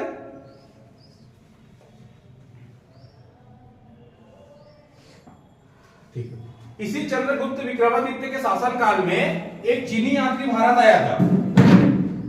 इसी के शासन काल में, इसी के शासन काल में चीनी यात्री, जिसका नाम क्या था, फहयान, जिसका नाम क्या था, फहयान, भारत आया था। कब आया था, 399 एडी में। और भारत में कब तक रहा, 414 एडी तक, लगभग 14 वर्षों तक भारत में रहा, 14 वर्षों तक भारत में रहा। और विक्रमशिला विश्वविद्यालय और तक्षशिला विश्वविद्यालय, इन सब में शिक्षा प्राप्त की। और जब वापस गया तो कौन से बंदरगाह से, एक बार क्वेश्चन पूछा था कि जो चीनी यात्री फयान भारत आया था, वापस जाने के समय भारत के कौन से बंदरगाह से गया था, तो वापस किस बंदरगाह से गया था, ताम्रलिप्ति बंदरगाह से। वापस कहां से गया था, ताम्रलिप्ति बंदरगाह से। और ये ताम्रलिप्ति बंदरगाह कहाँ पे है? बंगाल में। जो वर्तमान का पश्चिम बंगाल वाला बंदरगाह है ना, उसी को प्राचीन नाम क्या था उसका? ताम्रलिप्ति बंदरगाह। तो चंद्रगुप्त द्वितीय या चंद्रगुप्त विक्रमादित्य के शासनकाल में चीनी यात्री फयान भारत आया था। यहाँ पे कितने वर्षों तक रुका है? 14 वर्षों तक रुका है। कौन कौन से विश्वविद्यालय में शिक्षा प्राप्त की? विक्रमशिला विश्वविद्यालय और तक्षशिला विश्वविद्यालय में शिक्षा प्राप्त की। और वापस जाने के समय कौन से बंदरगाह से वापस गया? ताम्रलिप्ति बंदरगाह से। और ताम्रलिप्ति बंदरगाह को वर्तमान में बंगाल बंदरगाह के नाम से या पश्चिम बंगाल बंदरगाह के नाम से जानते हैं।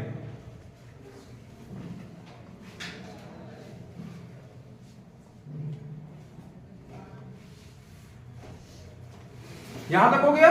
चलिए, इसी के शासनकाल में जो उज्जैन का जो महाकालेश्वर मंदिर है उसका भी क्या हुआ था? निर्माण। इसको मिटाऊं क्या?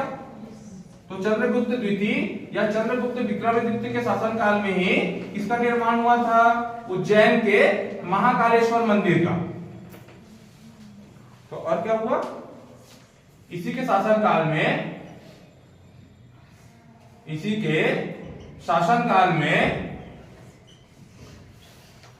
उज्जैन के महाकालेश्वर मंदिर का निर्माण। महाकालेश्वर मंदिर का निर्माण सुने हो ना जी? उज्जैन के महाकालेश्वर मंदिर के बारे में सुने हो ना? हाँ, तो उसका निर्माण कब हुआ था? अरे कुछ ऐसा जो समझ नहीं आ रहा है उसको पूछ लेना ना। हाँ, अगर लिख नहीं पा रहे होगे तो पूछ लेना कहां पे क्या लिखा है, मैं बता दूंगा। मैं बोल भी रहा हूं इसीलिए बोर्ड में लिख भी रही हूं शब्दों को। तो इसी के शासनकाल में क्या हुआ था? उज्जैन के महाकालेश्वर मंदिर का निर्माण हुआ था।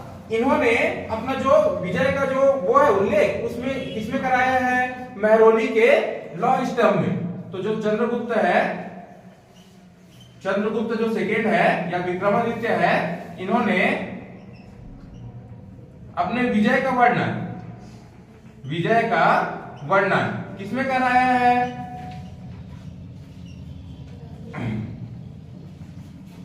महरौली के लौह स्तंभ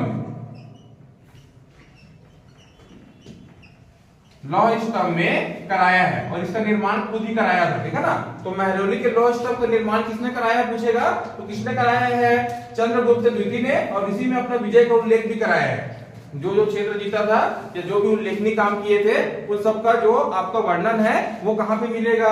महरौली के लौह स्तंभ में। ये महरौली का जो लौह स्तंभ है ये कहां पे है? उत्तर प्रदेश में है। बाद में इसको जब फिरोज शाह तुगलक आएगा तो दिल्ली लेके आ जाएगा, ठीक है ना? हाँ, महाकालेश्वर मंदिर का निर्माण भी चंद्रगुप्त द्वितीय ने कराया है। देखा तुमने? देख, उज्जैन के महाकालेश्वर मंदिर का निर्माण।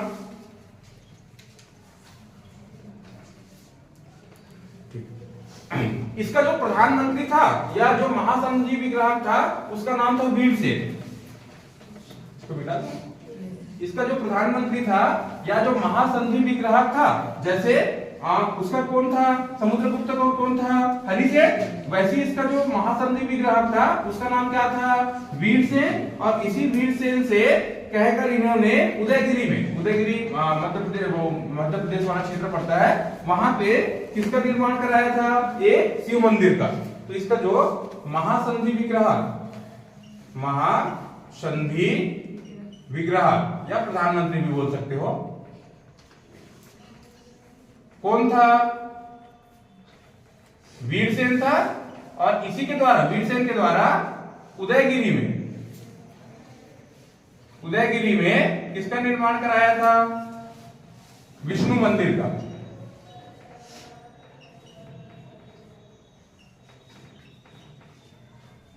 इसका क्या मतलब है कि जो गुप्त वंश के जो शासक है उनका धर्म तो कौन सा था? वैष्णव धर्म था। लेकिन उन लोग साथ में किसको मानते थे? शैव धर्म को भी मानते थे। तभी तो किसका निर्माण कराया था? शिव मंदिर का, ठीक है ना?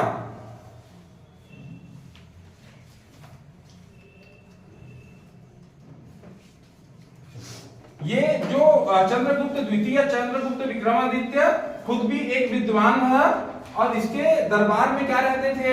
9 रत्न। तो चंद्रगुप्त द्वितीय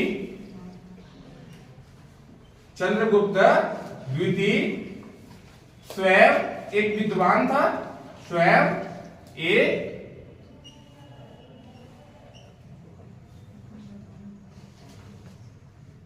विद्वान था और इसके दरबार में 9 रत्न रहते थे।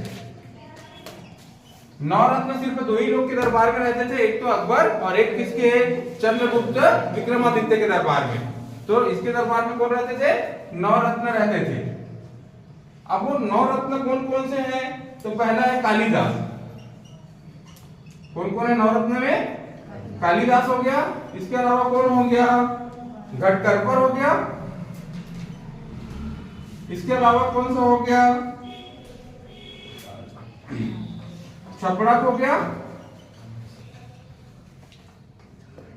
वराहमिहिर हो गया,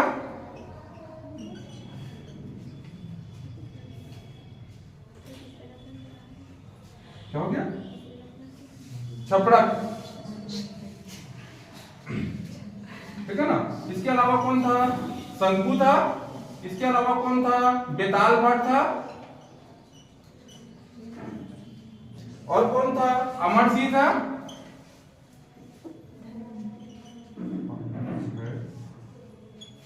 अमरसिंह था, ये शब्दकोश का ज्ञाता था ना अमरसिंह, और धन्वंतरी था,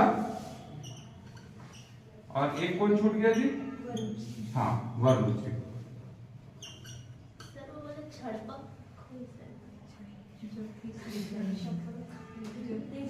छपड़क ठीक तो है, अच्छा है इसे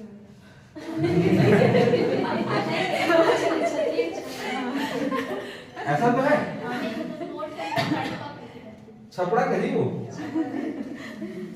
छपड़क पा पहले आता है फिर एड़ा आता है, ठीक है ना। इसी वररुचि की जगह कहीं कहीं पे आपको ब्रह्मगुप्त भी मिलेगा, एक ही मतलब है। तो ये विक्रमादित्य के टोटल 9 रत्न थे।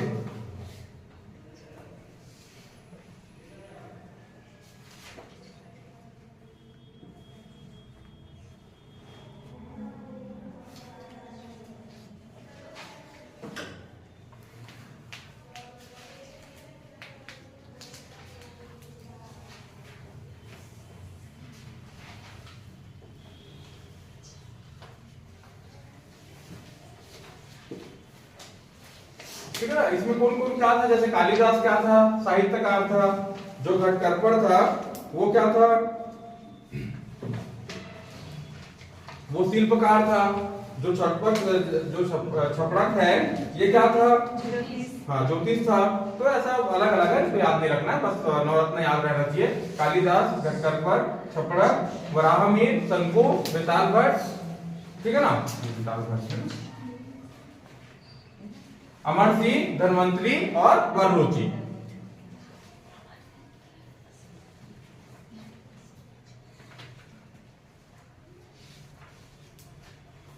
हो गया, चल तो ये हो गया आपका चंद्रगुप्त विक्रमादित्य। अगला जो शासक होगा वो कौन होगा, कुमारगुप्त। अगला जो शासक होगा वो कौन होगा, कुमारगुप्त।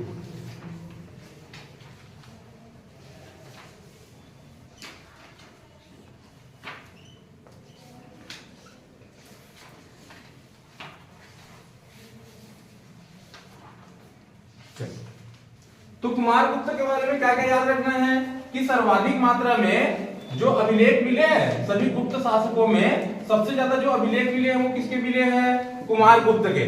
सर्वाधिक मात्रा में सिक्के चलाने का श्रेय भी किसको जाता है, कुमारगुप्त को। इन्होंने कौन सी उपाधि धारण की थी, इन्होंने महेंद्र द्वितीय की उपाधि धारण की थी। कौन सी उपाधि धारण की थी, महेंद्र द्वितीय की उपाधि धारण की थी। साथ में इसको और किस नाम से जानते हैं, शरतकालीन सूर्य के नाम से जानते हैं। किस नाम से जानते हैं, शरतकालीन सूर्य के नाम से जानते हैं। जो कुमारगुप्त की जानकारी है हमको कहां से मिलती है, भीतरी अभिलेख से। कुमारगुप्त की जानकारी कहां से मिलती है, भीतरी अभिलेख से। इन्होंने मयूर शैली के क्या चलाए थे, सोने के सिक्के। मयूर शैली के क्या चलाए थे, सोने के सिक्के।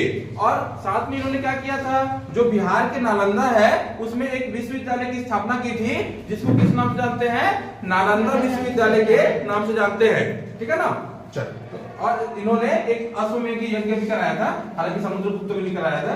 तो कुमारगुप्त के बारे में क्या है कि इन्होंने क्या चलाया, सर्वाधिक जो सिक्के हैं वो किसके हैं, कुमारगुप्त के। इसके अलावा सर्वाधिक अभिलेख भी किसके मिलेंगे आपको, सर्वाधिक अभिलेख भी कुमारगुप्त के मिलेंगे। इसकी उपाधि क्या है,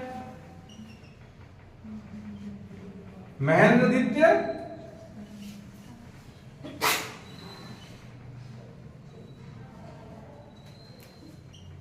और इसको शरतकालीन सूर्य भी कहते थे, शरतकालीन सूर्य। इस कुमारगुप्त की जानकारी हमको कहां से मिलती है, भीतरी अभिलेख से, भीतरी अभिलेख। इन्होंने क्या किया था, मयूर शैली के सोने के सिक्के चलाए थे। आरंग में भी मिला है छत्तीसगढ़ में, हाँ, मयूर शैली के सोने के सिक्के चलवाए थे। और क्या किया था, नालंदा विश्वविद्यालय की स्थापना, नालंदा विश्वविद्यालय की स्थापना की।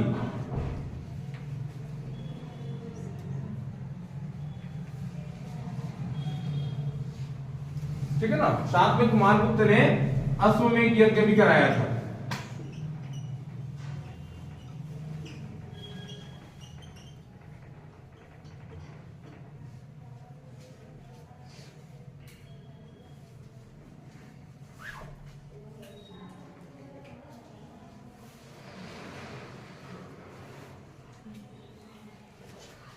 तो ये हो गया आपका कुमारगुप्त, इतना ही याद रखना है। बेटा तो क्या, इसके बाद अगला शासक कौन आएगा, स्कंदगुप्त। अगला शासक कौन आएगा, स्कंदगुप्त। ठीक है, स्कंदगुप्त से सिर्फ एक ही क्वेश्चन याद रखना है कि इन्होंने 46 बार किसको, हुणों को पराजित किया था और भारत से क्या कर दिया, निष्कासित, भारत से निष्कासित कर दिया।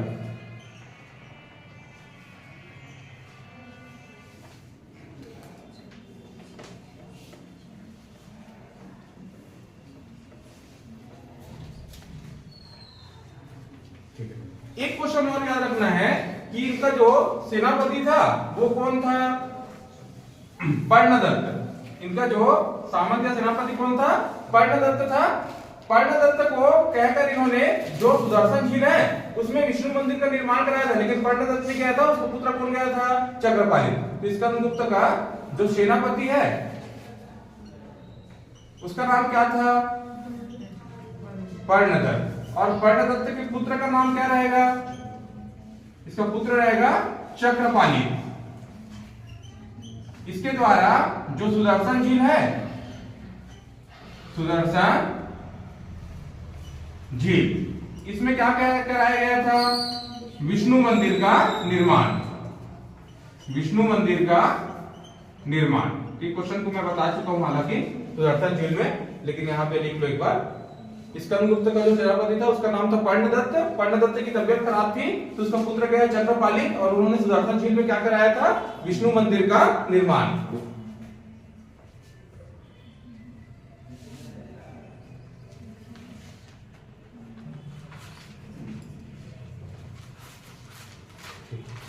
स्कंदगुप्त के बाद अगला शासक कौन रहेगा, भानुगुप्त। ठीक है ना। भानुगुप्त का एक अभिलेख है जिसको बोलते हैं एरण अभिलेख। कौन सा अभिलेख है, एरण अभिलेख। भानुगुप्त का कौन सा अभिलेख है, एरण अभिलेख। और इसी एरण अभिलेख में पहली बार किसका उल्लेख मिलता है, हाँ, सती प्रथा का उल्लेख। कब मिलता है? 510 एडी में। तो सती प्रथा का प्रथम बार उल्लेख कहां पे मिलता है? एरान अभिलेख में, जो किसका है? भानुगुप्त का।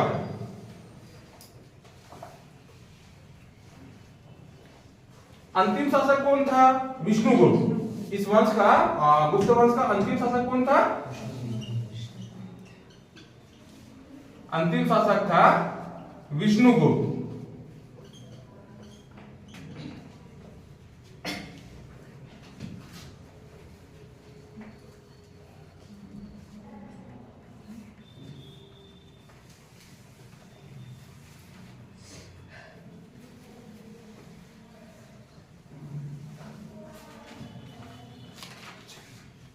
हो गया क्या?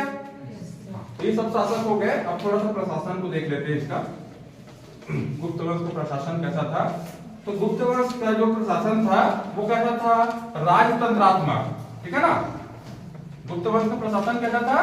राजतंत्रात्मक। प्रशासन कैसा था? राजतंत्रात्मक था।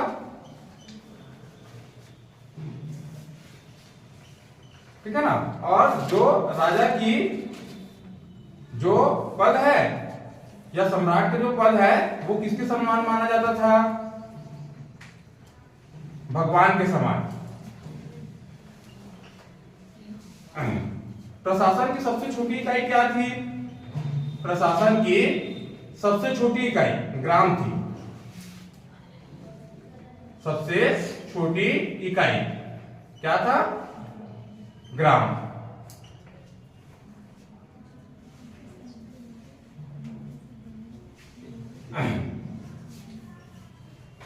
गुप्त वंश का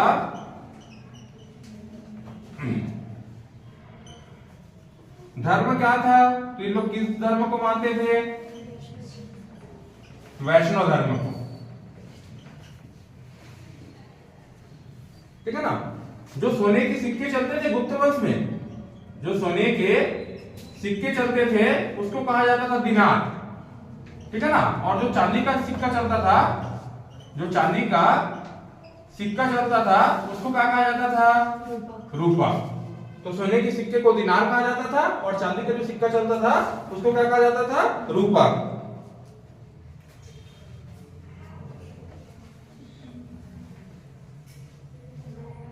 गुप्त काल में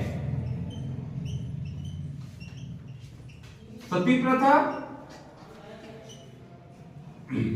पर्दा प्रथा प्रचलन में था।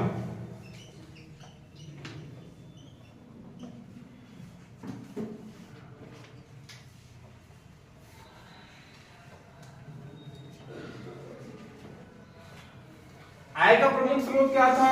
टैक्स या कर। गुप्त काल में आय का प्रमुख स्रोत क्या था? कर था। कर या टैक्स।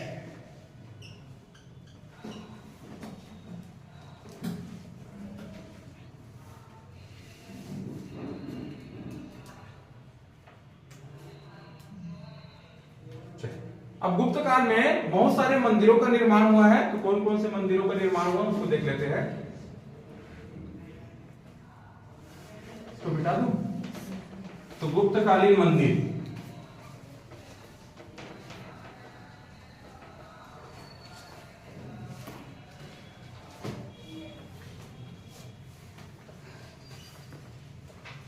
गुप्तकालीन मंदिर। तो गुप्तकालीन जितने भी मंदिर है कौन से उसमें बनता था? नागर शैली में। किसमें बनता था? नागर शैली में। और नागर शैली में तो बनता था और जनरली कैसी ईंटों का प्रयोग करते थे? हाँ, लाल ईंटों का प्रयोग होता था। कैसी ईंटों का प्रयोग होता था? लाल ईंटों का। तो गुप्तकालीन जितने भी मंदिर है वो उसकी शैली पूछे तो कौन सा शैली है? नागर शैली। और कैसे ईंटों का प्रयोग होता था? लाल ईंटों का प्रयोग होता था। तो कौन कौन सा मंदिर है? जैसे दशावतार मंदिर। दशावतार मंदिर कहां पे है? ये झांसी में। झांसी यूपी में।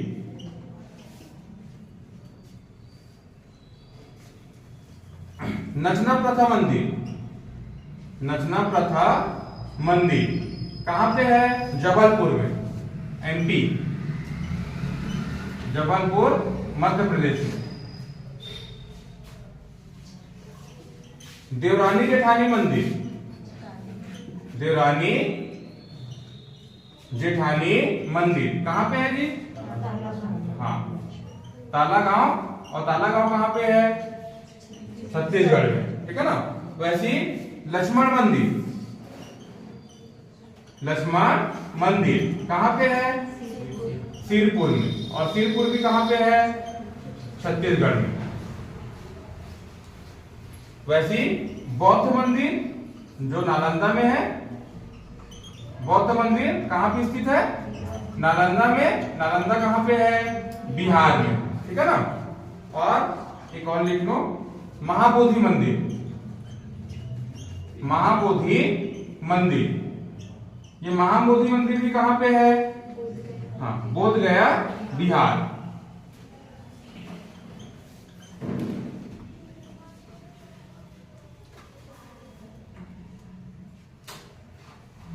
भीतरगांव का मंदिर है, कानपुर में है वो,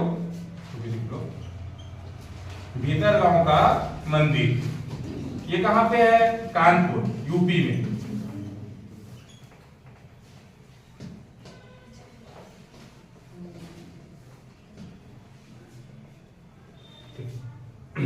बौद्ध धर्म सॉरी जो गुप्त काल का जो चित्रकारी है वो कौन सी गुफा में देखने मिलता है? तो महाराष्ट्र में एक गुफा है जिस गुफा का नाम क्या है? अजंता की गुफा। तो गुप्त काल से संबंधित कौन सा गुफा है? तो कौन सा गुफा है? अजंता की गुफा। मिटा दो क्या इसको?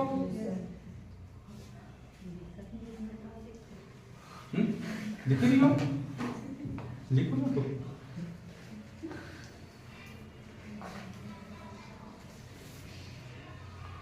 लिख लो। अरे सब चीज बुक में दिया है, बस लिखते हो ना तो याद होता है। याद करने का सबसे अच्छा तरीका क्या होता है? अपने हाथ से लिखे रहोगे तो तुमको याद रहेगा कि किस पेज में लिखे हो, और वो जब आप पढ़ने जाओगे तो वो चीजें जल्दी याद होती है जो खुद लिखे रहोगे, ठीक है ना। ऐसे तो बुक में बहुत सारा डाटा दिया है। क्या चीज को पढ़ना है वो अपने नोट्स में लिखो, बस इतने चीज को पढ़ना है और इसी से पेपर आता है।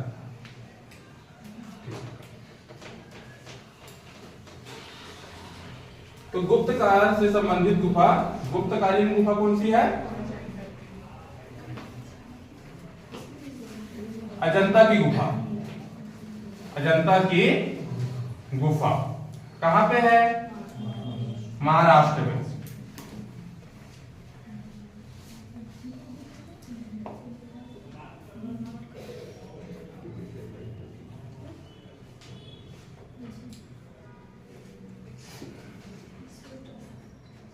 महाराष्ट्र के औरंगाबाद में ना अजंता की गुफा हो चाहे एलोरा की गुफा हो, सब महाराष्ट्र के औरंगाबाद में।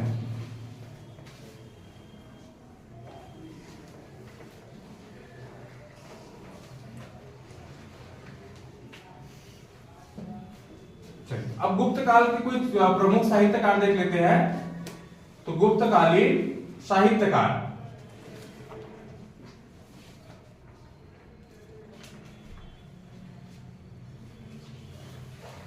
तो गुप्तकालीन साहित्यकार में देखेंगे तो जो पुराणों का अंतिम रूप से संकलन है, पुराणों का अंतिम रूप से संकलन किस काल में हुआ था? गुप्त काल में, ठीक है ना। इसके अलावा जो रामायण है, रामायण एवं महाभारत का, महाभारत का अंतिम रूप से संकलन, अंतिम रूप से संकलन ये भी गुप्त काल में हुआ था। गुप्त काल को ही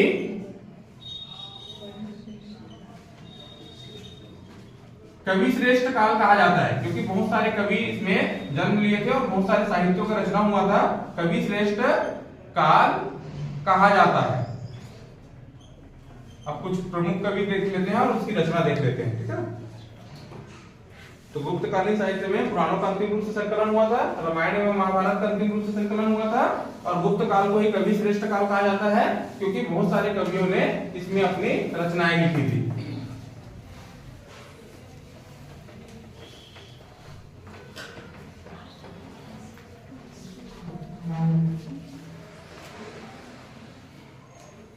जैसे सबसे पहले है कालिदास। कालिदास को क्या कहा जाता है? भारत का शेक्सपियर।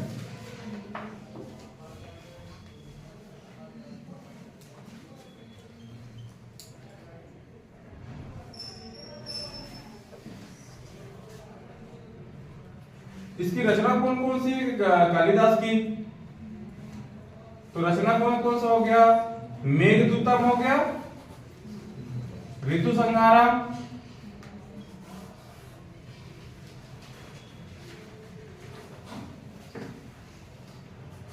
कुमार संभवम,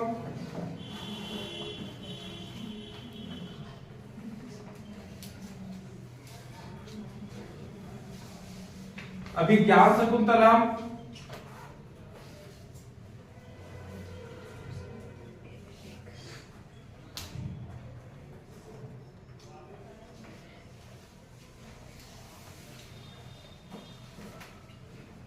ठीक है ना। तो ये प्रमुख रचना है इसकी कालिदास की। अगला जो साहित्यकार है उसका नाम है विशाख दत्त। तो विशाख दत्त की जो रचना है उसका नाम क्या है? मुद्रा राक्षस। मुद्रा राक्षस।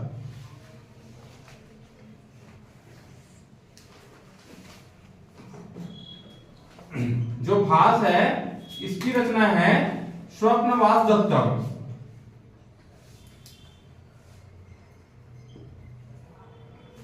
स्वप्नवास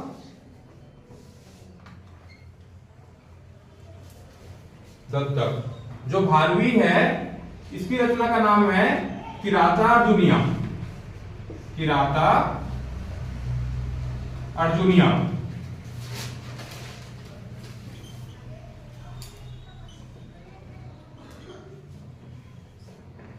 जो सूत्रक है इसकी जो रचना है वो है मृक्ष कटिका।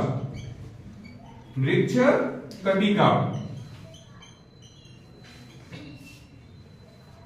ये कई बार पूछा है कि जो पंचतंत्र है वो किसकी रचना है? तो विष्णु शर्मा की, ठीक है ना, बहुत बार पूछा है, इसको याद रखना। जो वात्सायन है इसकी जो रचना है वो है कामसूत्र।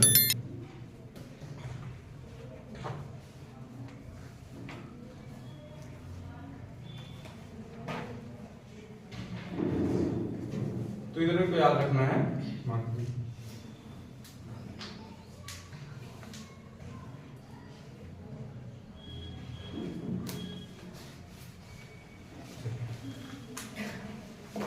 बात कर सकते हैं, ठीक है ना, आगे।